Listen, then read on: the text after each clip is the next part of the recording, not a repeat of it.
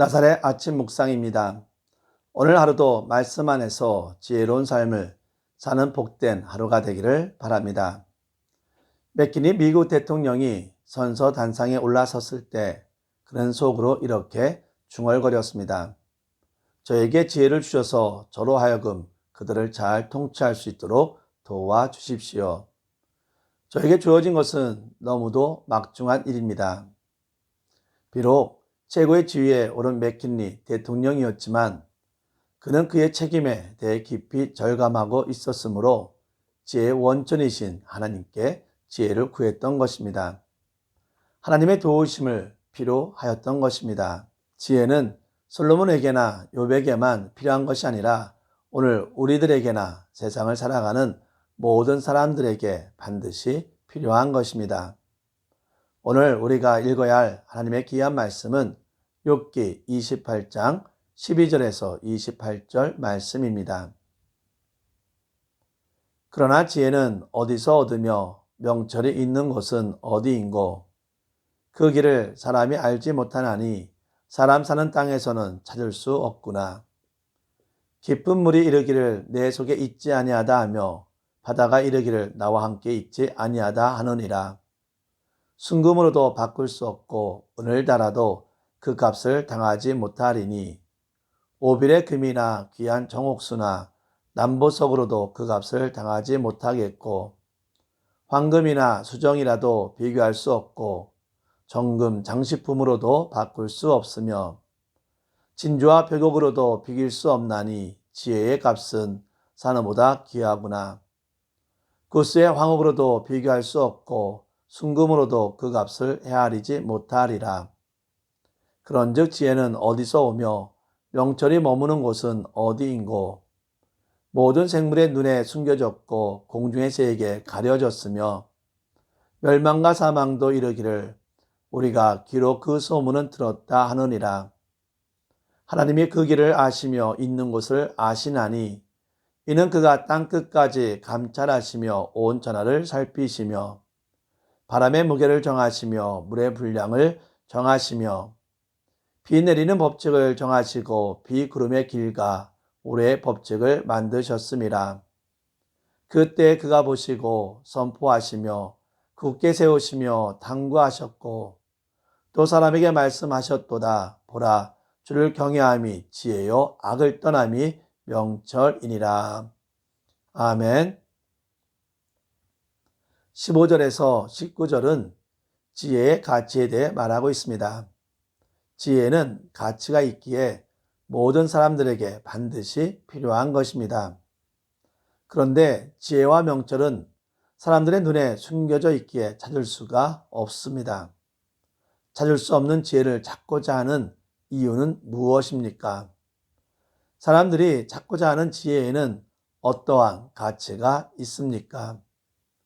지혜의 가치는 어떤 것과도 비교될 수 없습니다. 지혜는 교환의 대상이 될 수도 없습니다. 지혜의 가치와 비교되는 수많은 기금속이 언급되지만 이것으로 지혜를 살 수 없습니다. 순금, 은, 오빌의 금, 청옥수나 남보석, 황금이나 수정, 정금 장식품, 진주와 벽옥, 산호, 구스의 황옥을 지혜와 바꿀 수도 없고 이것들로 지혜를 살 수도 없습니다. 즉 지혜는 그만큼 값진 것입니다. 엘리바스, 빌다, 소발 세 사람으로 대표되는 이 땅의 지혜자들은 다른 사람들에게서는 찬사를 받을 만한 사람들이었을지라도 욥이 말하는 참된 지혜는 가지고 있지 못했습니다. 욥의 세 친구는 지혜를 가졌다 생각했지만 진정한 지혜는 가지지 못했습니다. 왜 이들은 지혜를 가지지 못했습니까? 왜냐하면 이들은 지혜에 이르는 길을 알지 못했기 때문입니다. 모두가 이렇게 갇힌 지혜와 명철을 얻고 싶어 하지만 이들이 있는 곳을 아는 사람이 아무도 없습니다. 지혜는 철저하게 숨겨져 있습니다. 따라서 지혜와 명철에 이르는 길을 알지 못하는 것입니다. 아무리 뛰어난 능력을 지닌 사람도 지혜가 어디 있는지 알지 못합니다. 어떻게 해야지만이 지혜가 있는 곳에 도달할 수 있습니까? 23절과 24절에서 지혜에 이르는 길을 아시는 분은 하나님이시라고 기록하고 있습니다. 지혜에 이르는 길은 산자와 죽은 자 모두에게 숨겨져 있는 초월적이고 신비한 곳입니다. 그곳에 이르는 길은 단지 한 분께만 알려져 있습니다. 바로 그분이 하나님이십니다. 하나님만이 온 세상을 감찰하시고 샅샅이 알고 계시기 때문입니다. 하나님의 눈을 피해 숨은 존재는 없습니다. 하나님만이 지혜가 어디 있는지 아시기에 그곳에 이르는 길을 찾아내고 소유할 수 있으십니다. 따라서 욥은 자신을 비난하는 친구들의 지혜에 대해 회의적일 수밖에 없습니다. 친구들은 마치 자기들만이 하나님의 지혜를 소유한 것처럼 욥의 주장을 반박하고 자기들의 주장을 신적 지혜로 받아들일 것을 욥에게 강요했습니다. 멸망과 사망도 모르고 능력이 뛰어난 자도 모르는 지혜의 길을 하나님은 어떻게 해서 지혜에 이르는 길을 알고 계십니까? 지혜에 이르는 길을 알고 계시다는 의미는 하나님께서 지혜를 소유하고 지혜를 사용하고 계시다는 의미입니다. 이렇게 하나님이 지혜를 아시고 사용하신다는 것은 하나님이 이 세상을 창조하시고 세상의 질서를 통해서 증명이 됩니다. 즉 하나님은 지혜를 사용하시는 창조주이자 보존자이십니다. 모든 사람은 지혜와 명철이 어디 있는지 모른다고 했습니다. 모든 사람은 지혜에 이르는 길을 모른다고 했습니다. 그렇다면 지혜가 어디 있는지도 모르고 지혜에 도달할 수 있는 길을 모르는 사람이 어떻게 지혜를 얻을 수 있습니까? 하나님은 창조와 보존을 위해 지혜를 사용하셨고 하나님은 지혜의 소유자라고 했습니다.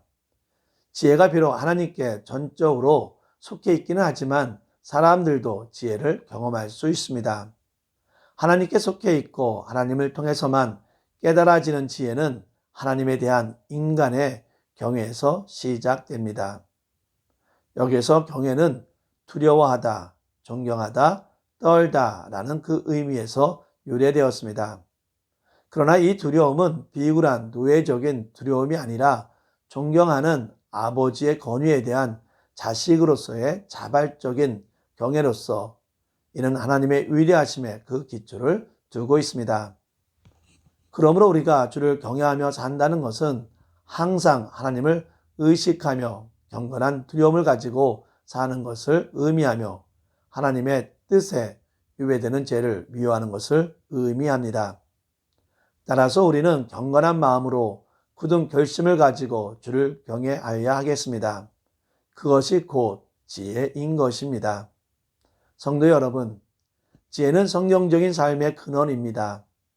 우리는 지혜로운 삶을 살기 위해서 어떠한 노력을 하고 있습니까? 정말 지혜의 가치를 바로 인정하며 이것이 하나님께 속한 것임을 알고 하나님을 경외하고 있습니까? 악에서 떠나지 못한 채 주를 경외한다고 말하므로 양심의 모순을 일으키지는 않습니까? 과거에 내가 어떻게 살았느냐는 중요하지 않습니다. 우리는 매일매일 주님과 교제하여 하나님을 기쁘시게 하고 온전한 영광을 하나님께 돌리는 지혜로운 성도가 되어야 하겠습니다. 기도합시다. 세상을 창조하시고 보존하시는 창조주이신 하나님께 기도합니다. 하나님의 사랑 없이는 죽을 수밖에 없는 저희들인데 예수님의 대속적인 죽음으로 인해 저희를 하나님의 자녀로 삼아주시고 이 세상을 하나님이 허락하신 지혜를 가지고 살아가도록 인도하여 주심에 감사를 드립니다. 하나님의 자녀로서 이 세상을 사는데 하나님을 진정으로 예배하지 못하고 또한 삶을 온전하고 거룩한 삶을 살지 못한 것에 대해 용서하여 주시옵소서. 이제는 하나님의 자녀로서 하나님 앞에서 정직하고 진실하며 하나님만을 경외하며 살아가는 삶을 살게 하여 주시옵소서. 모든 영광을 하나님께 드리오며 예수님의 이름으로 기도합니다. 아멘.